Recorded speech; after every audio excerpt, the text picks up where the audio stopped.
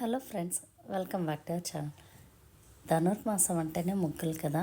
So everyday చూపించినట్టు ముగ్గుతోనే ఈరోజు అయితే స్టార్ట్ అయిపోయింది. మార్నింగ్ 5 నుండి పనులన్నీ కూడా అయిపోయినాయి. ముందుగా బయట అంతా ఫినిష్ చేసేసుకొని పూజ అయితే చేసుకున్నాను.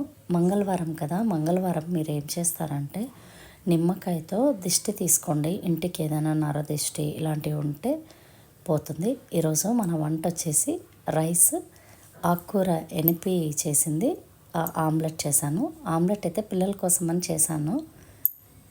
ఆకుకూర ఎనపడం అంటారు, చాలా ఈజీగా చేసుకోవచ్చు. ఎలా చేయాలో చూపిస్తాను.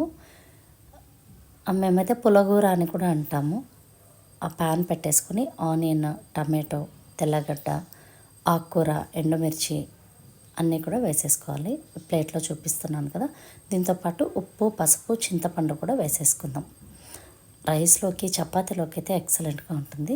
ఇవన్నీ కూడా వేసేసుకుందాము.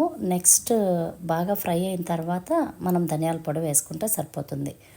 ఈ విధంగా స్మాష్ అయినాక కడిగి పెట్టుకున్న ఆకుకూరని వేసేసుకుందాం.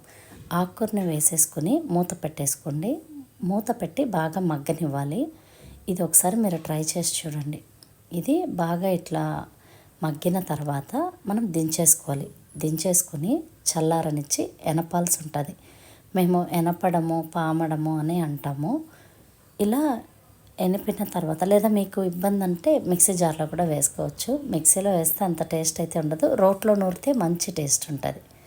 ఇప్పుడు సేమ్ ప్యాన్లోకి నూనె, ఆవాలు, వెల్లుల్లి దంచి వేసుకోవాలి. వెల్లుల్లి దంచి వేసుకోవడమే దీనికి అసలైన రుచి. మనము ఎనిపి పెట్టుకున్న ఆకుకూరని ఇందులోకి వేసేసుకోవాలి.